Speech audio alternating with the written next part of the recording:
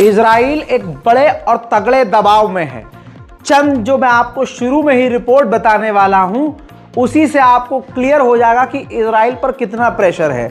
Biden प्रशासन के द्वारा खुद बाइडेन ने अपने स्टेटमेंट में ये बात बोली है कि मैं सीक्रेटली डायरेक्टली खुद ये बात कर रहा हूं और कोशिश कर रहा हूं कि इजराइल जल्द से जल्द ये जंग खत्म कर दे। और खासकर मैं इस बात पर कोशिश कर रहा हूं कि गाजा के अंदर इजराइल की फौज की जो तादाद है वो मैं कम करवा सकूं।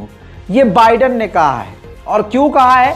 क्योंकि वो चाहते हैं कि जल्द अब ख़त्म हो जाए, क्योंकि इजराइल की हालत बुरी है, महंगी ये जंग पड़ रही है, अमेरिका के पास अंधा पैसा नहीं है और न इतना अंधे हथियार हैं, क्योंकि उसको कई मुहिम पर हथियार देने पड़ रहे हैं, उसके बेस पर खुद हमला हो रहा है, उसको खुद सैनिकों की ज़रूरत है, यूक्रेन को पैसा देना है, हथियार देना है, इधर इजराइल ने भी छेड़ दी है। तो इस वजह से अमेरिका काफ़ी परेशान है और इजराइल पर दबाव बना रहा है। अब दूसरी रिपोर्ट, एंटोनी ब्लिंकन को अमेरिका के विदेश मंत्री को इजराइल भेजा है।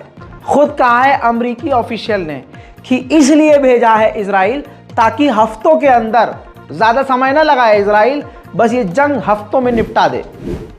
अब तीसरी रिपोर्ट जिससे ये साबित हो रहा है कि इजराइल पर कितना प्रेशर है और कितना दबाव में है इजराइल। इटली के विदेश मंत्री ने कहा है कि G7 के देश इजराइल पर प्रेशर बना रहे हैं और बार बार उससे कह रहे हैं कि जल्दी से जल्दी इस जंग को खत्म कर दे इजराइल। मेरे दोस्तों, अब आप समझिए एक बड़ी रिपोर्ट। 1.5 लाख लगभग फिलिस्तीनी जो लोग हैं वो काम करते थे इजराइल के अंदर, और इजराइल ने अब उनको इजराइल के अंदर आने से इनकार कर दिया और उनकी रकम रोक ली, यानी उनकी सैलरी रोक ली।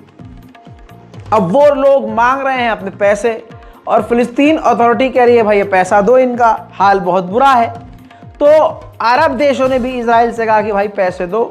तो इजराइल ने अपने नंगेपन और बेशर्मी के साथ कहा UAE से, मोहम्मद बिन जायद से, कि जनाब ये तो आपके अपने लोग हैं ना, आप जो हमने पैसे रोके हैं आप अपनी तरफ से दे दो, इतना खजाना आपके पास है आप ही दे दो उनको।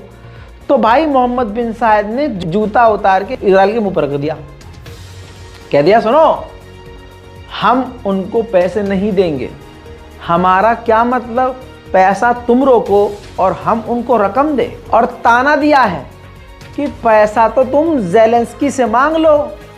बहुत बड़ा ताना है, क्योंकि इजराइल अमेरिका भर भर का हथियार, भर भर का पैसा ज़ेलेंस्की को दे रहे थे ना, यूक्रेन को। तो ये ताना मारा मोहम्मद बिन जायद ने।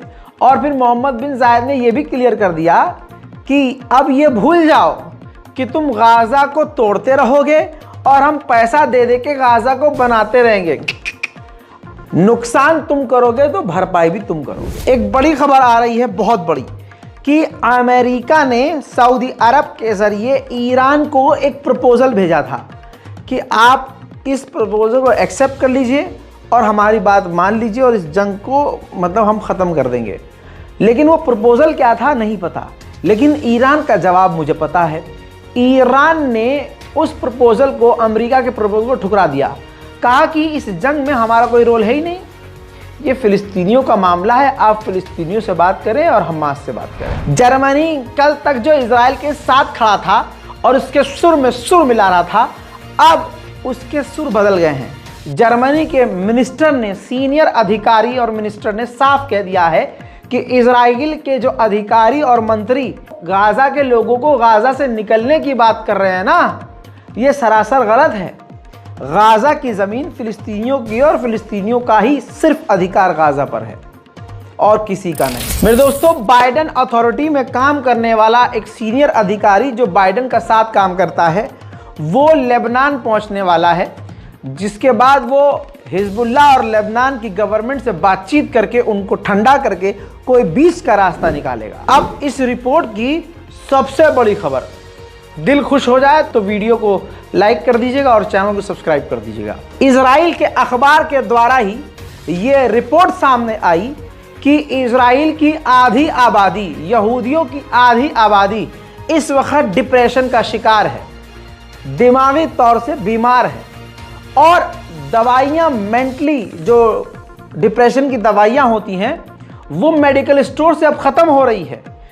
बड़ी रिपोर्ट है, इजराइल के अखबार ने खुलासा किया है कि इजराइल की आधी आबादी दिमागी तौर से डिस्टर्ब है। एक और बड़ी खबर आ रही है कि इजराइल को मालूम है कि हमास के सीनियर लीडर गाजा के अंदर यहिया सिनवार कहां पर हैं, लेकिन वो जानबूझकर हमला नहीं कर रहे हैं क्योंकि यहिया सिनवार उन्हीं के यहूदियों के हॉस्टेज के साथ हैं।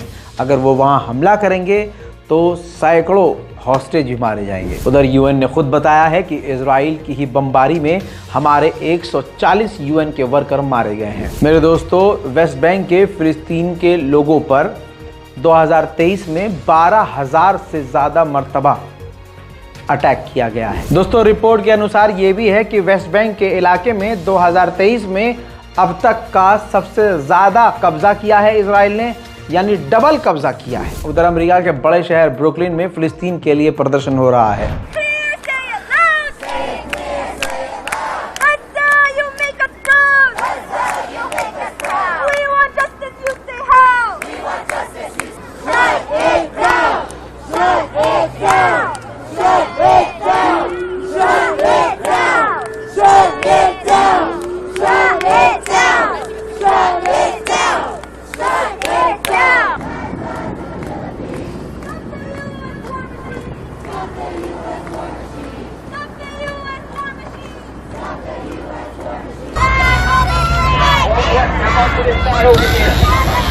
उधर डेनमार्क में अब तक का सबसे बड़ा प्रदर्शन फिलिस्तीन के समर्थन में।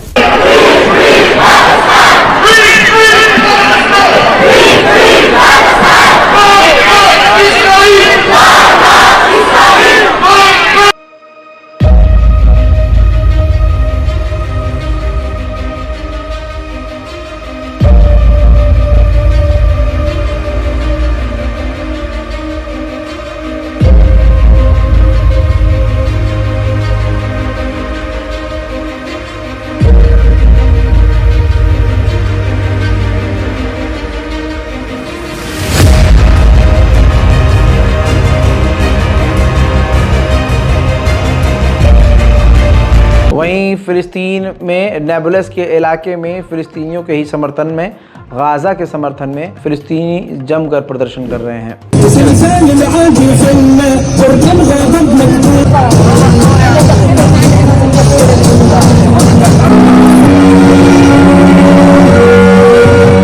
يعني اللي بيشوف وضع غزة لا يمكن يضل قاعد ساكت ويضل يطلع من ورا الشاشات.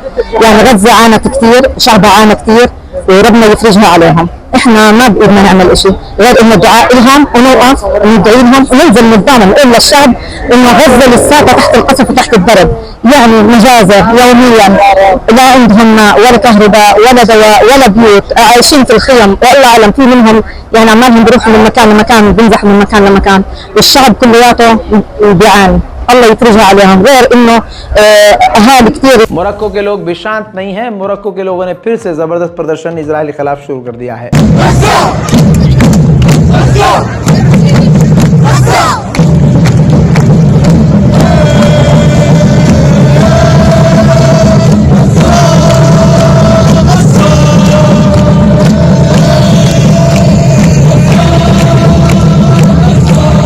मेरे दोस्तों, जर्मनी ने सऊदी अरब पर पाबंदी लगा दी थी कि हम अपना यूरो फाइटर जेट जो जर्मन मेड है हम नहीं देंगे सऊदी अरब को, क्योंकि सऊदी अरब यमन पर हमला करता है।